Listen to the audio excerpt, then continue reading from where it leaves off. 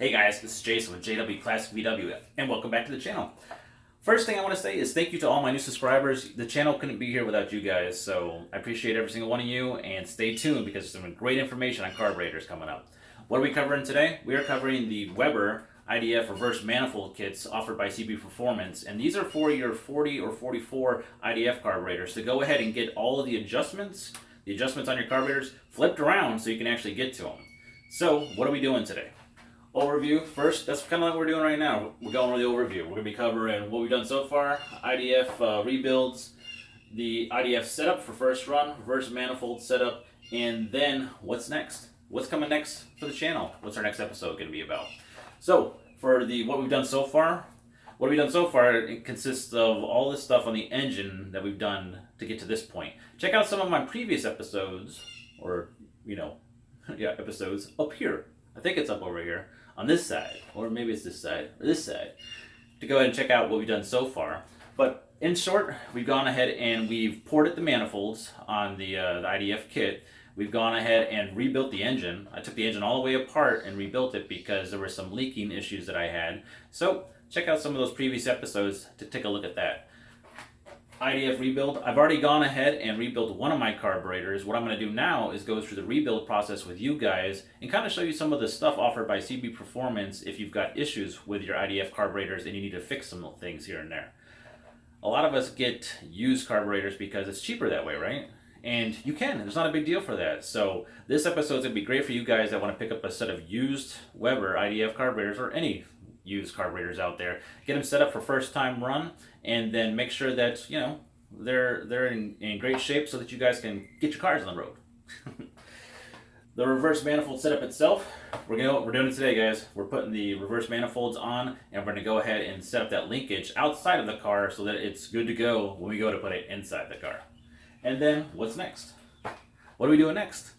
Well, for sure we're putting the engine in the car. That's going to be happening. But also I've got some episodes coming down the road that I'd like your guys' input on what you would like to see on the channel. So stay tuned. And for information purposes, we're going to be using the Bob Tomlinson's Weber Tech Manual for the IDFs. If you would like a copy of this, check out the description below because I will link it there for you guys. All right, let's go, guys. Okay, guys, well, here she is. This is my baby, my 2276 big block rebuild engine. I've got information on details for what it costs to build it, and go ahead and check out the videos up on the right-hand corner over here on how much it cost me actually to build this monster. The overview on what we've done so far is I've taken all my tins and I've clearanced them right here. I clearanced them right there to be able to accept the bigger boots. Your bigger boots right here so they actually fit in there the way they're supposed to for your spark plug wires. And then I'm also installed, and you guys may have already watched this episode, I've installed tins on the bottom for, these are industrial tins, for the bigger header systems. Whenever you install like an 1 5/8" merged header, the ones that I have are from AA Performance, and whenever you install those, let's see, you got your header here. Whenever you use these types of merged header system, it's not like a normal J tube. They come out a little bit farther. So I had to make new industrial tins that would cover up the bottom of my push rod tubes, and the head itself, and keep this heat from rising up there. And I am going to go ahead and wrap this as well, and that will be coming eventually. I also got to sand these down and repaint these bad boys. That'll probably be happening tomorrow. Alright, so we've got the industrial tins done. Everything's on here right now because last night I was doing fitment, checking the fitment of everything when it came to the tins. I had to check fitment for the full flow system down here because my breastplate was kind of touching more than I wanted it to, so I had to grind down my full flow. And I have A&M fittings on all of this. And yep, this is your CB Performance MagnaSpark 2 that I have installed on here as well. And what do I have left to do on the tins? Well, I'm going to take the tins off. I'm going to wet sand them, put one final coat on And then I have to go ahead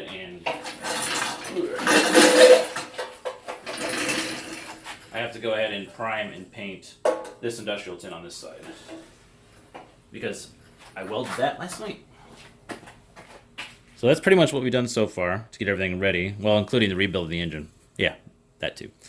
So you can see with the IDF reverse manifold how it's on here right now, that all of your adjusters for your mixture, really that's the big one I wanted, was the mixture screws. I wanted to be able to adjust those. This carburetor is all set up for first time run, which is the base settings for your carburetor, and we're going to go over that now on the rebuild. So let's go over the bench and talk about that stuff, guys.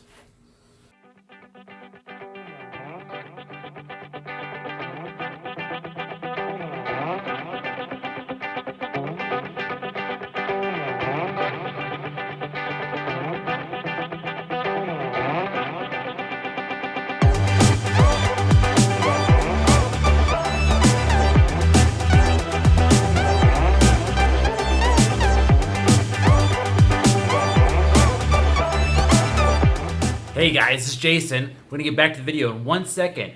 I added a special feature to this one. Check the description below, and I have a little timeline down there, so if you want to jump to a specific part of this video, you can do it. If you enjoy what you're watching, do me a favor and smash that like button. And also, if you're a subscriber, I love you guys. You're awesome. If you haven't subscribed yet, hit that subscribe and the little bell off to the side. You gotta expand that thing now and hit the bell off to the side so that you can get all the future content from Jason with JWClassicVW. Now, back to the video. These have been rebuilt recently, so for the most part, I don't expect to see too many crazy issues going on the inside. But with today's gasoline, I would not be totally surprised if I saw some crazy stuff. So the main jets first.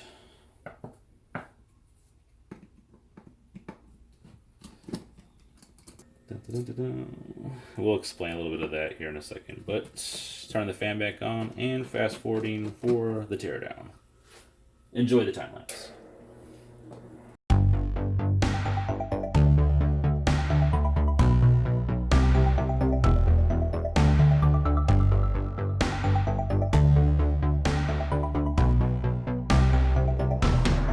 Something you're definitely going to want to pay attention to when you're taking these apart is not to lose the little brass washers that are down in here. Those suckers will just take off on their own, and if you lose them, you're going to end up with a leak, and that's no good.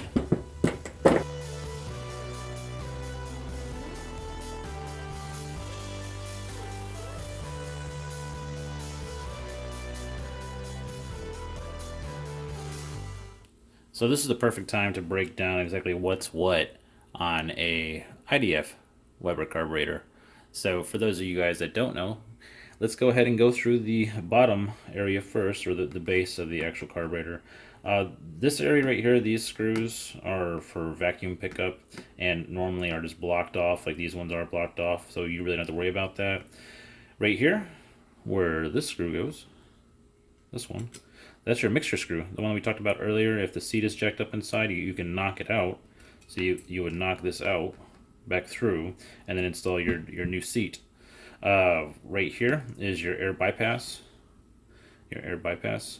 Now this one right here, you really don't do too much to. There's like a base setting for it, and then you never really mess with it again unless you really know what you're doing with Weber IDFs. And for the most part, I keep my base settings and just adjust the mixture screws, and you're usually good to go.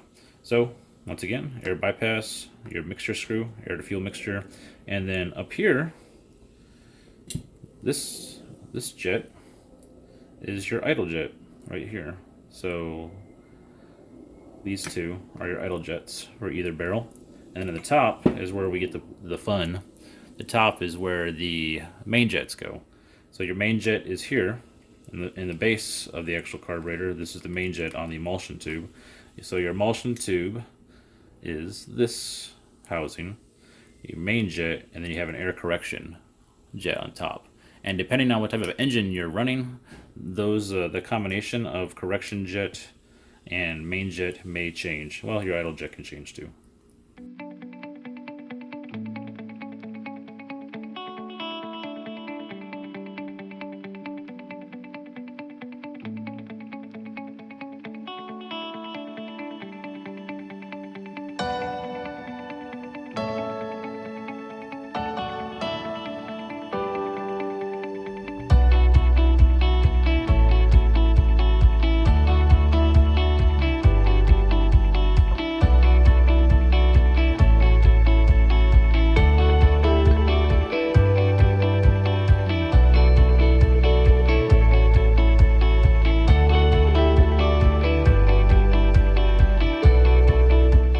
So there are a few different tricks that I like to use when it comes to making your own gasket. There's a hole punch that you can pick up. I got this one from Harbor Freight, but it's also available, I'm sure, on Amazon. So I will go ahead and link a one of these. I'll link one of these down in the description below. So if you want to pick one up, this kit from Harbor Freight was pretty cheap, but it's lasted me a while, guys. So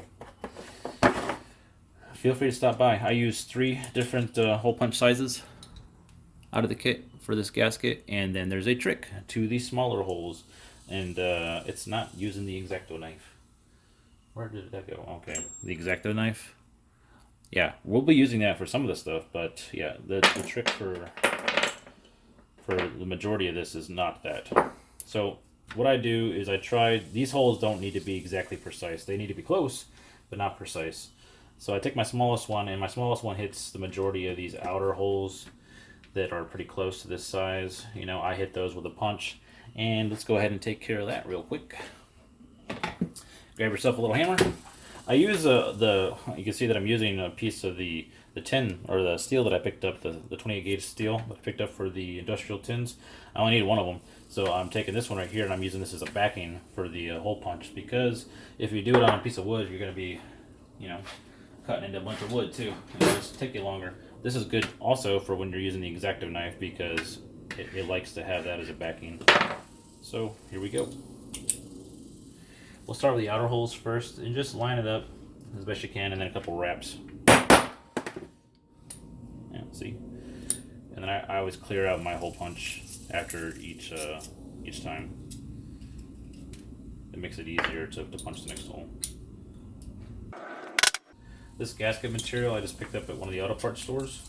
I think it was like maybe 10 bucks or something like that for the roll. And it's a pretty decent roll of gasket material. So you'll have plenty to make additional gaskets for whatever you need to. Or you can keep buying gasket kits. That's up to you.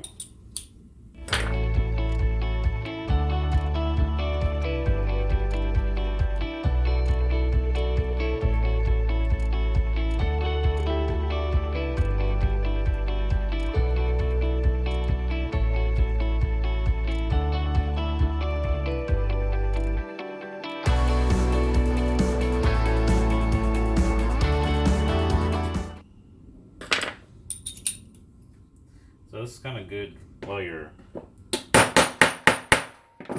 carburetor is in the tank. You can go ahead and knock this out. So there's all the ones that we can do. Let's go ahead and take this size, the big one maybe. Yeah, we'll hit the round out on that.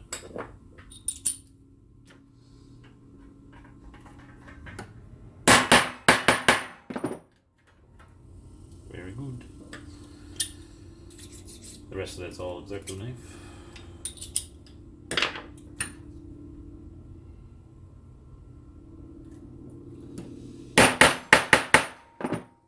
Alright guys, fan's going back on. Enjoy the rest of the cutout.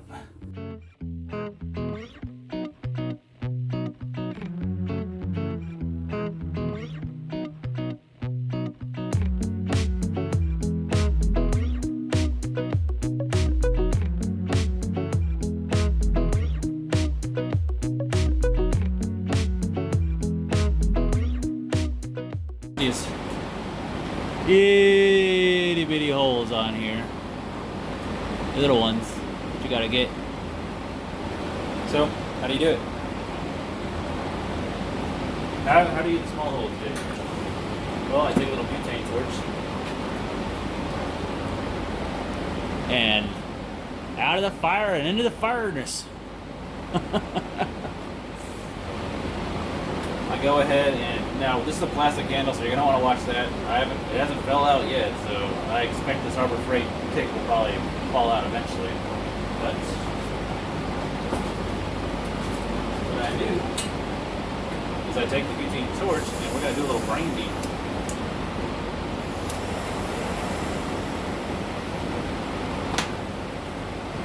Beat it up.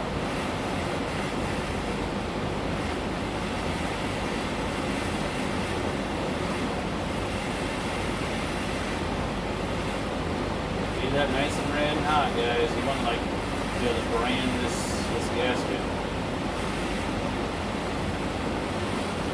Now, do this at your own risk. If you're super accident prone, I would recommend you not do this.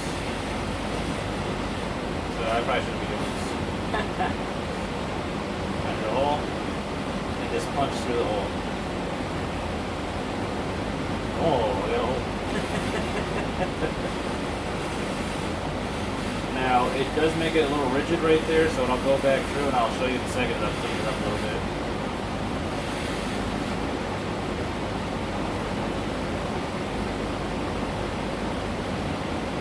Watch your hands, guys. Watch your hands. These holes down here are a little bit bigger, but this still works.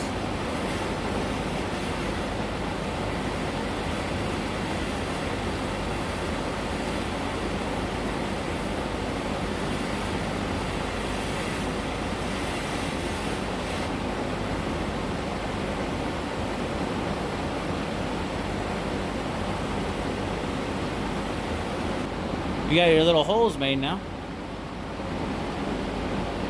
Yeah.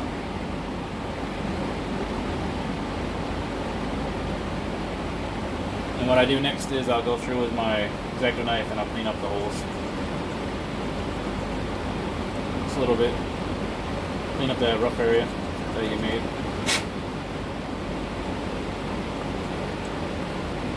That's how I make the small holes.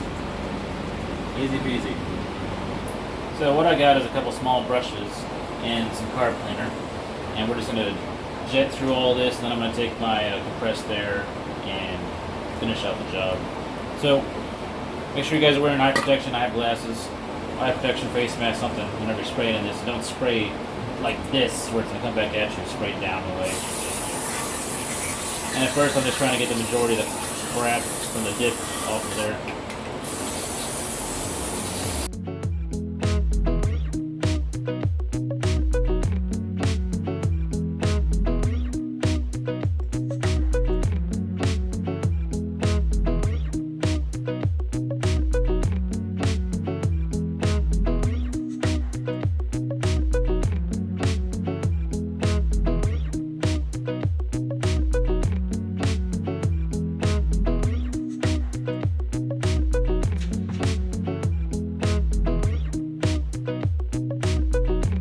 And now I take a paper towel.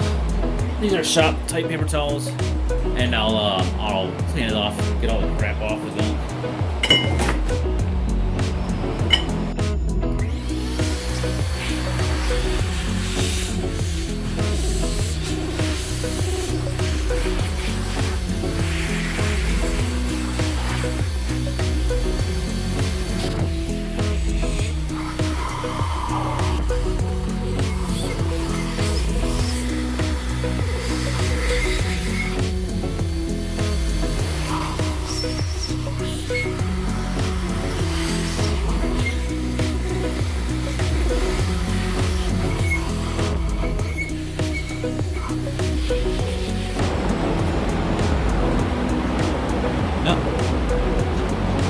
Everything looks bueno. A little bit extra here.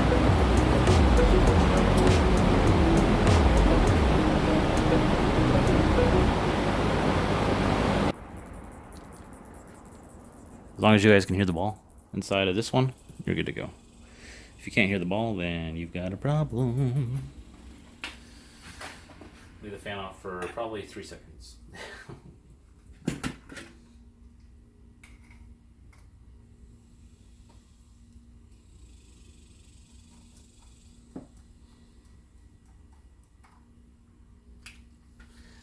Where's the most likely place you guys will see clogging on these is gonna be your idle jets, probably. Your main jets and the air correction jet, they're pretty big. I mean, like size wise, they're pretty big jets. So stuff getting caught up in those is usually unlikely. Your idle jets or your accelerator jets, those suckers will clog up. These ones, they'll clog up. Heck yeah, those will clog up. When I first got these, those things were solid, clogged completely. Same thing, if you can see light through them, you're good to go. Alright. I think these are 50 jets too, or 50s. Yeah, 50s. And all you do is you hold it up and look for light. I'm gonna blow these out though.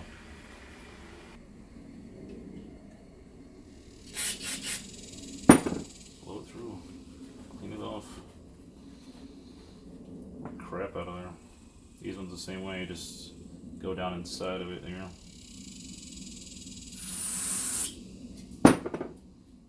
I go both ways on these ones. There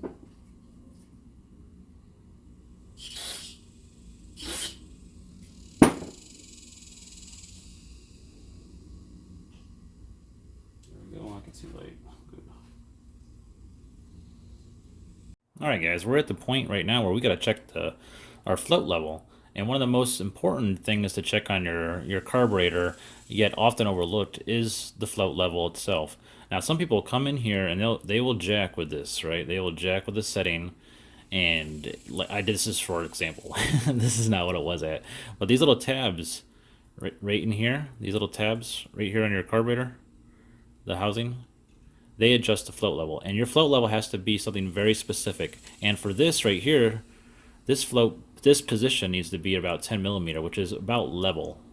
And then when you flip it, an empty float level, it has to, well, it's probably pretty close to where it's supposed to be for the empty level.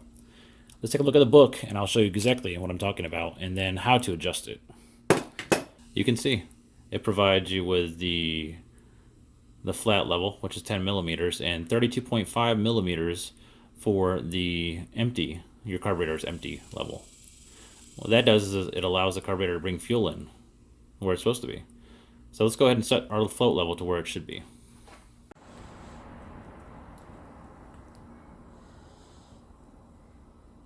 So you're going to get yourself a small pair of needle nose.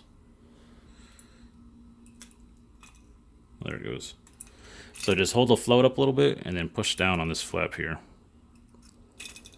There we go. See how it's going up? And then we'll check it in a little bit, but 10 mil is about close to level. There we go. See? Getting closer. Let's take a look and see where we are.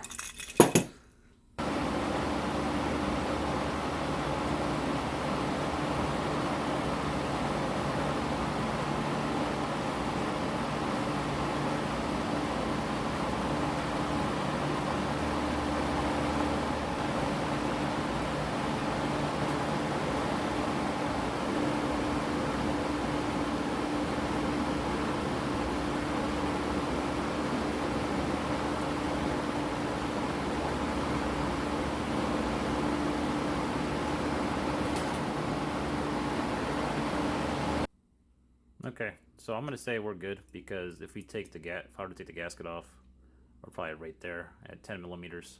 So now that's 10 millimeters when it's full. Where are we on empty? We need to be at, was it 32.5, right, on empty? So let's take a look at that. 0. Yep. 32.5. Close enough.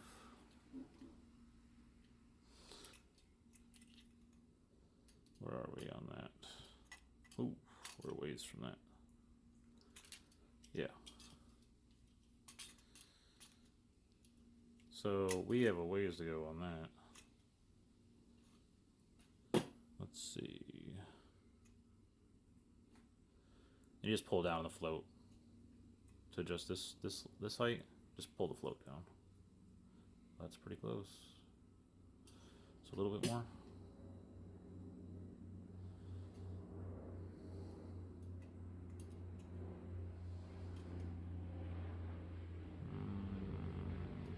Almost.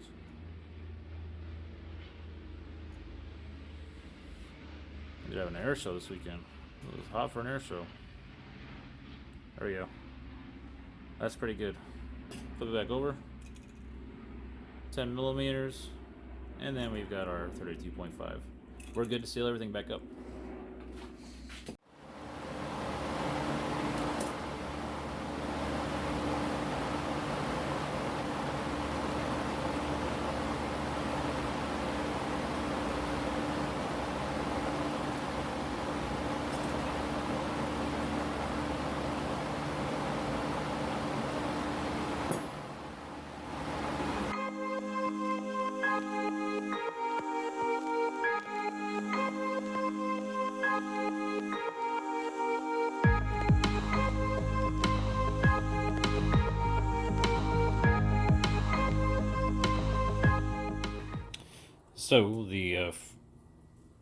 So for our adjustments, guys, the first one we want to check, or the first one we want to set, is going to be the flap position, or some people like to call it your idle adjustment, but this is not an idle adjustment. All it does is adjust your flaps right here. And if you adjust them out too much, you're going to have a problem. Now, base setting for this is 4 thousandths, so you take like a 4 thousandths feeler gauge, 4 thousandths feeler gauge, and then you have to be able to get that into the plate right here. Mine's already set, so the 4 thousandths fits perfect. Yeah, see this little bit of rub, fully shut, both sides. Oh, there we go. Yeah, see? And that's where you want it. So you'll adjust, first adjustment is to adjust your flaps to 4 thousandths. The next adjustment is, and this is all out of the book, guys, is 3 turns off the bottom for your mixture screws. And this is just a base setting. So there's a half, 1, half, 2, half, 3.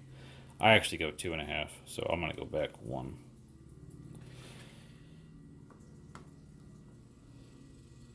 1, 1, half, 2, half, 3. And like I said, I go 2.5 off bottom, so I'm going 2.5. Now, it's good a time as any to go ahead and set our air bypass. And honestly, I've never touched these adjustments once I set them. And the air bypass is, let's see, preset your air bypass screw, set them 1/2 turn off the bottom. And I do 1.5 turns off bottom for these. Book says a 1/2 turn. Actually, is that what it says? 1/2 turn off bottom. Yes, no, that's what I do. So all the way down, and then a 1/2 turn off bottom.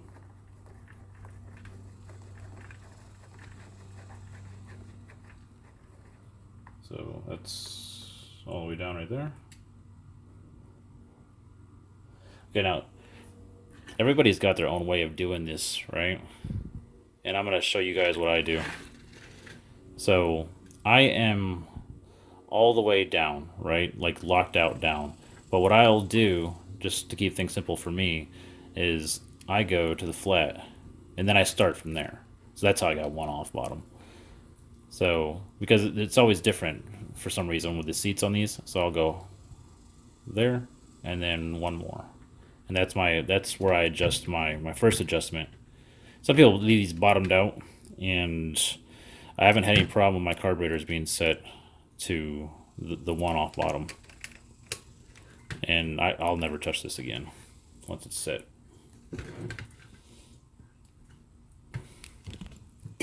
Just watch that, make sure it doesn't move on you.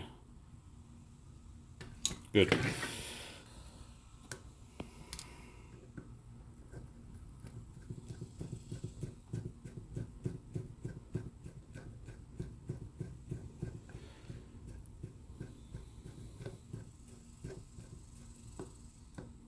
So that's all the way down. Straight up, I'll go boom. And that's more like a 1/4 turn, I guess, huh? Yeah, to flat, and then once around. And that's my 1/2 turn off bottom. Because it is a 1/2 turn, it's not a full turn.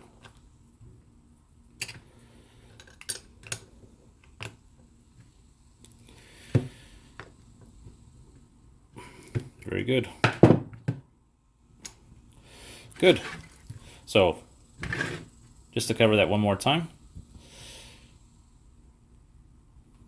According to the book, Mixture screws are 3 off bottom for initial setting and 1/2 turn for the air bypass off bottom. Alright guys, well I'm back at it. Went and took a little break, went and saw a movie with my kiddos, and now we're going to go ahead and continue on with the reverse manifolds. As you can see, I've got the carburetor that we rebuilt mounted already. This comes in the kit, and I don't think I'll have to replace it. I think I can just reuse the one that's on here. Same thing with the other side as well.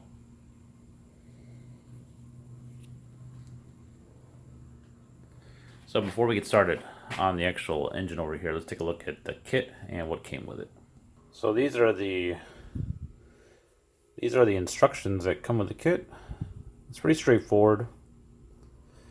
No big surprises anywhere. So I'm gonna go ahead and start assembling it over on the actual engine and see if I can just, kind of wing it. We'll start by assembling some of the stuff on this side that we know that we're gonna have to do. So first thing for the Heim joints, we can go ahead and take the, looks like there's 2 different jam nuts.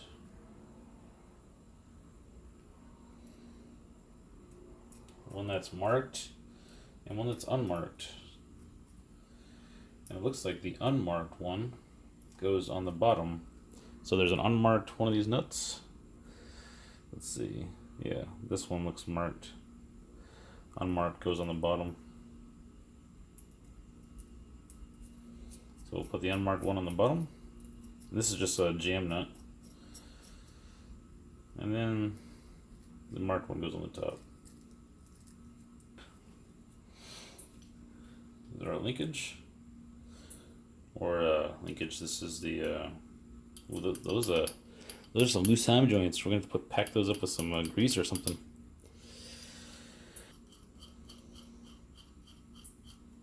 That's all the way in. And let's take this one. I'm just going to take them all the way in, and then I'll back it out once I get it over there.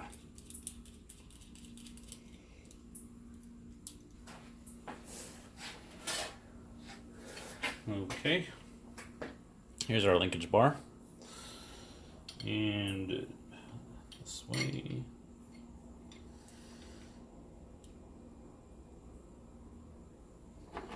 and you will go on here. Ooh. That shouldn't be hard to put on there. There's nothing in the way, dude. You got you guys way up now. You should be able to see everything now. Let's put our other side on.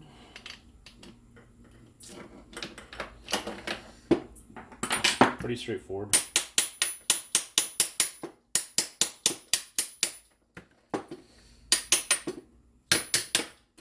Tight fit.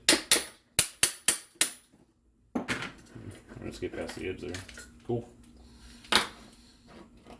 Alright, I think we're about at the point to, spring goes in the end of the crossbar. So it looks like the springs, they go right here. Oh, fancy. Probably I want to put a little bit of lube in there to keep that spring happy in there. So I'm gonna go ahead and take some axle grease. Stuff that in there. So we're running our lock nuts down. This goes on our hex bar at the ends.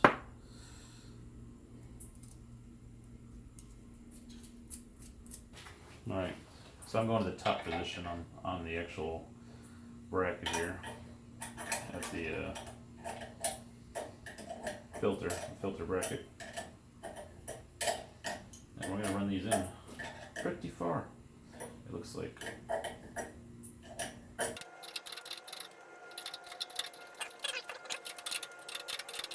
see, what are we looking at here?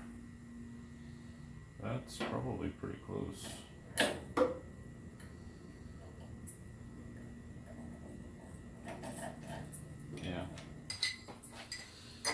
bearable outside now.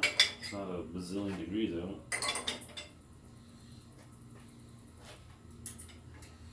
I don't like how much thread is not on top of this. It's I might have to look into doing something about that. I tried backing these studs out of the body of the carburetor a little bit, and that did not seem like it was going to be a good idea. So I stopped.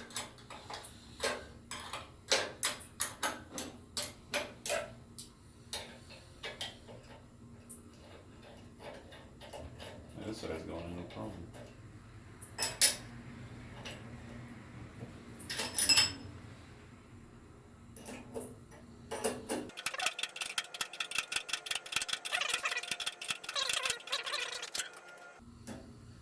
Oh yeah.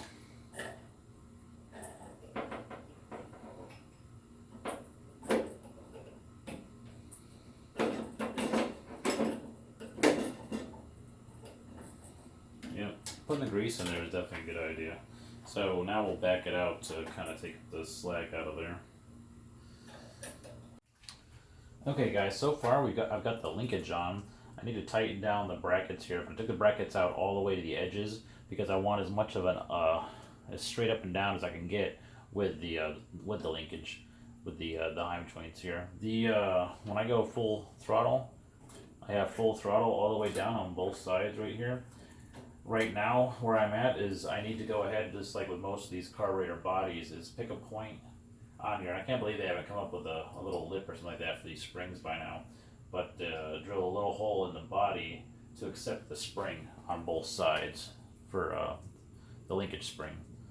Once I have that in here, then I'm going to go ahead and take this fitting right here and move it down one notch and see if I can get it lined up better with my throttle tube, because this is too high. So, see you guys in a second. I'm going to go ahead and do the drilling right now. Okay, just to try to keep this on point, I'm going to try to keep this in the same spot on both sides. I'm going to line up with the actual little bit to the, well, probably with the nut right there. Right out there.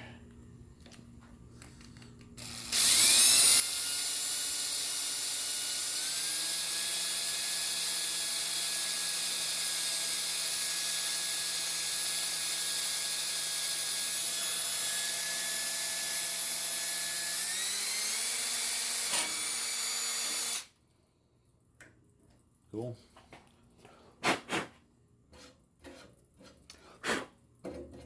No problem, no problem. Right about there.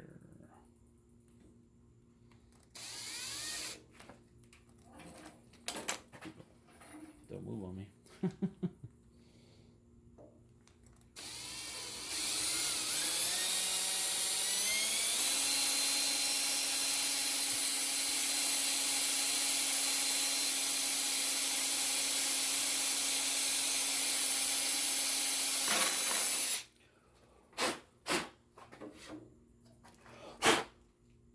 Good.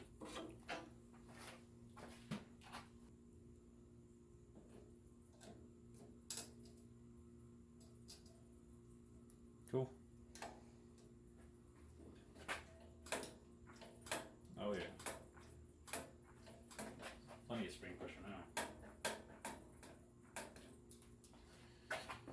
What you want to pay attention to whenever you're installing the linkage is you want to make sure that you get the throttle right in here. The plates, you want to make sure that this is completely closed when there's nothing on it. You want to make sure that it's going against the bump stop right there. Your adjustment screw. And we have it on both sides. Right there, see? Cool. This bar right here, just to keep this thing indented correctly to where I want it to be, there's a little set screw in here that I'm going to Loctite down with some of my blue Loctite. But first I'm going to drill out just a little bit of the surface here to help keep this in position and not sliding by accident. So here we go.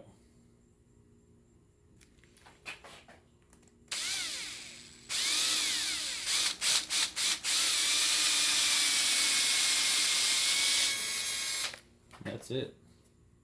That's all I want, and it's just a little bit, just a tiny little bit indentation right there. Hey guys, well, we got it all worked out. The main thing that I found on the linkage for my engine setup in particular is that I had to drop it down to the bottom location on the bracket on the mount right here where it goes to the carburetor, because once I did that, I was able to get where I wanted it to be on my throttle linkage. So now I get full throttle. My bars are more up and down the way I want them to be. I'll be able to fine tune this adjustment too. You just loosen up you'll lock your jam nuts on your hub joints here, and then I'll be able to play with this here and there. I'm also gonna have to do some setting up with this when I go ahead and do the syncing of the carburetors, because you know that's part of it. Thanks again, guys, for tuning in. That's all I really have for today. I hope you enjoyed it. It's been super hot, so I've been in and out of the garage all day, kind of like getting stuff together and filming for this Weber IDF reverse manifolds shot for you guys. If you have any questions, be sure to hit me up in the comments below. I'm sure that some of you guys will have questions. The most difficult thing I would say out of the setup and getting it on the car is the porting of the manifolds. If you're just doing a stock setup where you don't have any, you just have the regular round ports on your manifolds, it's not going to be that big of a deal. But if you've got to do some major porting, then it's going to be some work. So that's it's not that big of a deal, but that's where I spent most of the time. Overall, I'm glad that I did do the pre-configuration outside of the car, because it was a lot easier. But honestly, if you had to do it with the engine in the car, it's not going to be that big of a deal either. Next up, I've got some engine tin work tomorrow. That's my main focus tomorrow. Is I'm going to be finishing up with the wet sanding and the final coats of paint on here, and then getting my exhaust system all sanded down and ready for some primer and paint as well. It's going to be going in the car soon. I'm excited. It's been out for way too long, so Goose and I will be back on the road, right, baby? Yeah. Some of you guys saw this fuel pressure regulator inside of the in my photos that I've been posting on Facebook, the thumbnail for this video. So I picked up some A&N fittings for it. This one is from aircooled.net. It's one of the better ones that they offer. It's not the cheaper one that's out there that actually can leak. This is actually one of the better ones, made in Italy. This is what is the brand on this thing? Petrol King Fuel Saver. Let me show you guys. Next video is going to be on mounting this bad boy, which that should be pretty cool. And you can see it's got the A&M fittings on it too, which is pretty cool. That's an MPT barb type setup here. You can just run this in there. So all I got to do is put this in line before my T in the back, and we should be good to go. All right, guys, that's it. Once again, thank you to all my new subscribers. Comment below. Don't forget to like, share, and subscribe this content if you feel that it's added some value to what you know about Volkswagens. I love what I do, guys. I love working on my car, and I love sharing whatever I learn with you guys. Don't forget to join the Facebook group. Get on over there. I've got a lot of new members in there as well. Guys, welcome to the Facebook group. You get to see what I eat for breakfast. Any other updates I put on there as well, whatever I'm working on during the week. So it's stuff I don't put on the normal channel, or I put in my videos, is over on Facebook. So that's it for tonight, guys. I will see you on the next one. This is Jason with JWClassicVW. Bye-bye.